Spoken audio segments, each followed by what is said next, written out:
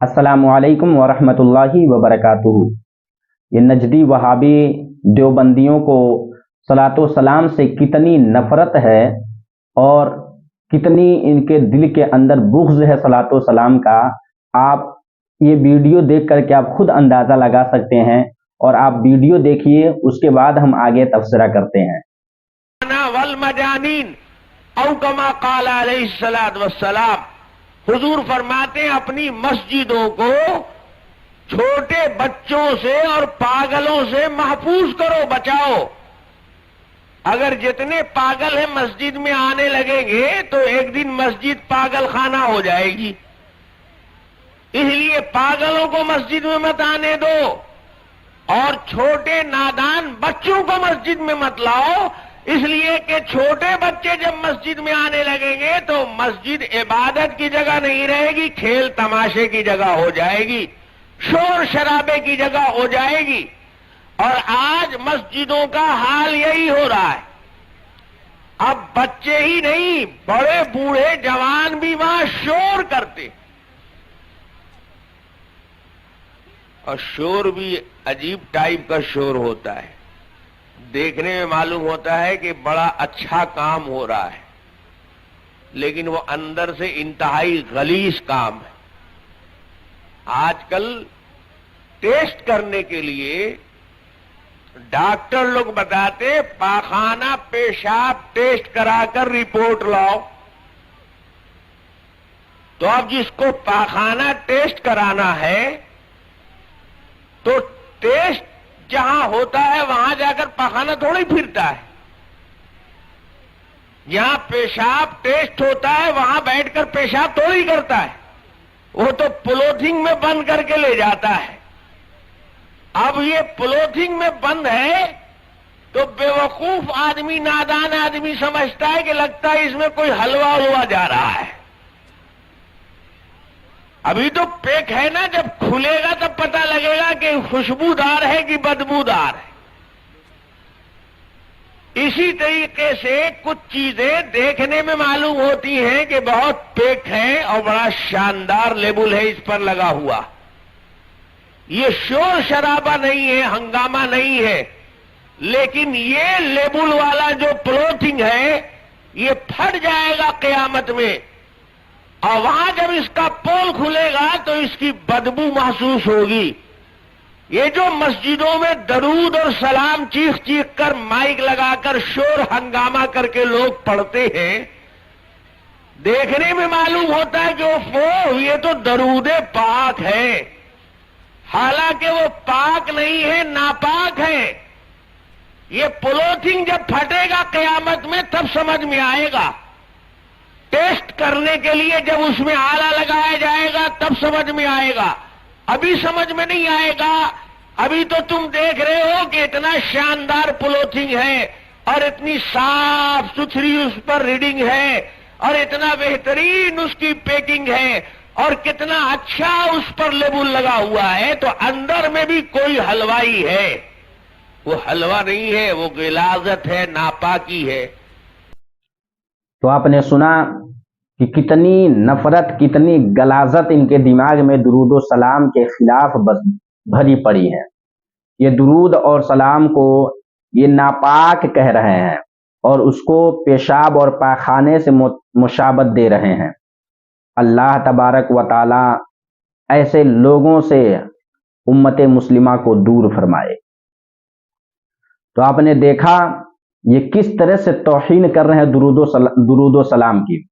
पहले नंबर तो अल्लाह तबारक व ताला ने कुरान मजीद में कह दिया कि ए ईमान वालों, तुम ज्यादा से ज्यादा दुरूद व सलाम भेजा करो, पढ़ो। इस पर अल्लाह तबारक व ताला ने कहीं ये नहीं कहा कि सुबह ना पढ़ना या शाम को ना पढ़ना या असर के नमाज के बाद ना पढ़ना या खड़े होकर के ना पढ़ना, बैठ करके ना पढ़ना।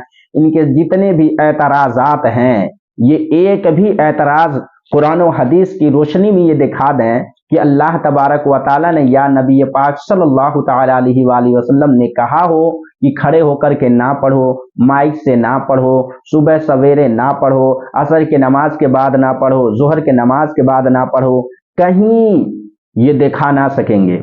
لیکن اس کے باوجود یہ طرح طرح کے اعتراضات کرتے رہتے ہیں، کیونکہ ان کو نفرت ہے صلاۃ و سلام سے۔ کیوں نبی کے تعظیم کے لیے کھڑا ہو گیا؟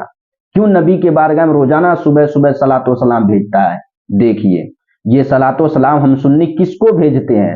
کس کی تعظیم کر رہے ہیں؟ اللہ کے رسول کی تعظیم کر رہے ہیں، اس نبی کی تعظیم کے لیے کھڑے ہو رہے ہیں جس کے صدقے میں اللہ تبارک و تعالی نے ساری کائنات کو بنا کر کے بھیجا، جن کو اللہ تبارک و تعالی کہہ رہا ہے کہ ہم نے آپ کو سارے جہاں کے لیے رحمت بنا کر کے بھیجا۔ تو اس نبی کا جب ذکر کیا جائے یا ان کے اوپر درود و سلام پڑھا جائے، تو اگر کھڑے ہو کر کے تعظیماً پڑھ دیا جائے تو اس میں سے روک ٹوک کہاں سے آ گئی؟ اور آئیے میں اپنی بات نہیں، یہ آپ کو اسکرین کے اوپر کتاب نظر آ رہی ہوگی، اخبار الاخیار۔ یہ کوئی عام مولانا نہیں، یہ کوئی آج کل کے مولانا نہیں، بلکہ 550 سال پہلے کے بزرگ ہیں، شیخ عبدالحق محدث دہلوی رحمۃ اللہ تعالی علیہ۔ یہ اپنی کتاب کے اندر 624 نمبر صفحہ پر یہ کیا لکھتے ہیں درود و سلام کے بارے میں؟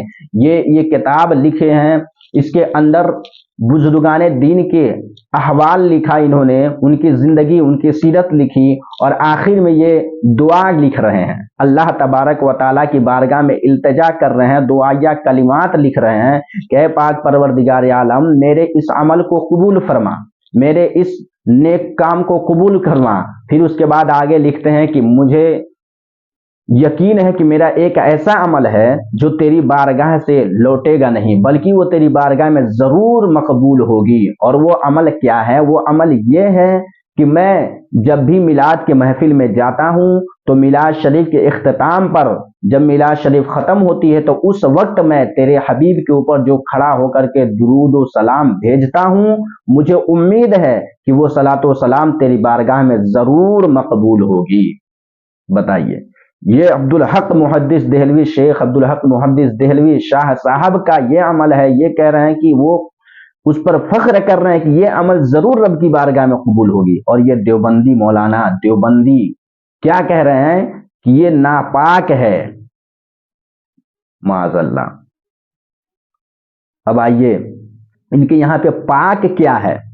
ان کے یہاں پہ پاک کیا چیز ہے؟ تو یہ دیکھیے، یہ آپ کو اسکرین کے اوپر کتاب نظر آ رہی تذکرۃ الخلیل، اس کے صفحہ نمبر 94 پر مولانا خلیل احمد امبیٹھوی کیا لکھتے ہیں؟ مصنف یہی ہیں خلیل احمد امبیٹھوی۔ یہ احوال لکھ رہے ہیں کہ ان کے اشرف علی تھانوی کے نانی کا، ان کی زندگی لکھ رہے ہیں، اور کہتے ہیں کہ آخری عمر میں وہ بیمار ہو گئی اور 3 سال تک بستر پہ پڑی رہی، کروٹ بھی نہیں بدل سکتی تھی۔ اور ان کو بیماری کون سی ہوئی تھی؟ انہیں مرض کون سا ہوا تھا؟ لوز موشن کا۔ پیٹ خراب ہو گیا تھا اور بستر سے اٹھ نہیں سکتی تھی۔ 3 سال تک لگاتار ایک ہی بستر پہ لیٹی رہی اور اسی پر غلاظت کرتی رہی، لیٹرین پیشاب اسی پہ کرتی رہی، اور آخر میں جب وہ موت آ گیا ان کو، جب وہ مر گئی، تو ان کے پاس جب لوگ گئے، جب ان کو اٹھاتے ہیں تو کیا دیکھتے؟ بستر کے اندر سے خوشبو آ رہی ہے۔ کیا آ رہی ہے؟ وہ بستر جس کے اوپر ان کی نانی 3 سال تک لیٹی رہی، اسی کے اوپر پیشاب، پاخانہ، غلاظت سب وہی پہ کرتی رہی۔ یہ خود لکھ رہے ہیں اپنی کتاب کے اندر، کتاب پر پڑھ دے رہا ہوں میں۔ بی امی کی عمر طویل ہوئی اور انہوں نے نواسوں کی اولاد کو بھی دیکھا۔ آخر عمر میں بصارت اور چلنے پھرنے سے معذور ہو گئی تھی اور مرض الموت میں 3 سال کامل صاحب فراش رہی، مگر نہ قلبی دلسانی ذکر اللہ میں فرق آیا اور نہ صبر و رضا پر قضا میں کمی لاحق ہوئی۔ جس مریض کو 3 سال مرض اس حال میں اس طرح گزرے کہ کروٹ بدلنا بھی دشوار ہو، یہ مرض اس حال لوز موشن 3 سال تک رہا اور کروٹ بھی نہیں بدل سکتی تھی، جس بستر پہ تھی اسی پہ لوز موشن، اسی پہ لیٹرنگ، پیشاب، نجاست سب اسی پہ کرتی رہی 3 سال تک۔ دشوار ہو، اس کے متعلق یہ خیال بے موقع نہ تھا کہ بستر کی بدبو دھوبی کے یہاں بھی نہ جائے گی، مگر دیکھنے والوں نے دیکھا کہ غسل کے لیے چارپائی سے اتارنے پر پوتڑے نکالے گئے جو نیچے رکھ دیے جاتے تھے، وہ پوتڑے جو کپڑے تھے ان کو لپیٹ کر کے نانی کے نیچے رکھ دیے جاتے تھے کہ اسی پر نانی لیٹرنگ، پیشاب، نجاست، غلیظہ سب اسی پر کرتی رہے.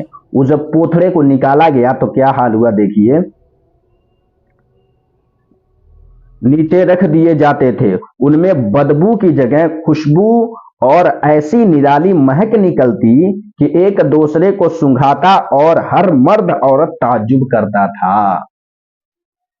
بتائیے، نانی کے پوتھڑی کو جب نکالا گیا باہر تو اس کے اندر سے خوشبو آ رہی ہے، ایسی نرالی خوشبو مہک رہی ہے کہ ایک دوسرے کو سنگھا رہے ہیں. اور اس کے بعد چنانچہ بغیر دھلوائے، دھوئے بھی نہیں، اس کو بغیر دھلوائے ان کو تبرک بنا کر کے رکھ لیا گیا. وہ نانی کے پوتڑے کو جس کے اوپر نانی پیشاب، پاخانہ، نجاست کر رہی تھی، اس کو رکھ لیا گیا بغیر دھلوائے اور تبرک اس کو بنا کر کے. یہ اللہ تبارک و تعالیٰ کی مار ہے. جو یہ کہتے ہیں درود و سلام ناپاک ہے، ان کے لیے اللہ تبارک و تعالیٰ کی مار ہے کہ لے نجاست کو ہی تم تبرک بنا کر کے اس کو رکھو. اللہ تبارک و تعالیٰ ہمیں اور آپ کو حق بولنے اور حق سمجھنے کی توفیق عطا فرمائے. استغفر اللہ ربی من کل ذنب و اتوب الیہ. پھر ملتے ہیں اگلے ویڈیو میں، تب تک لیے خدا.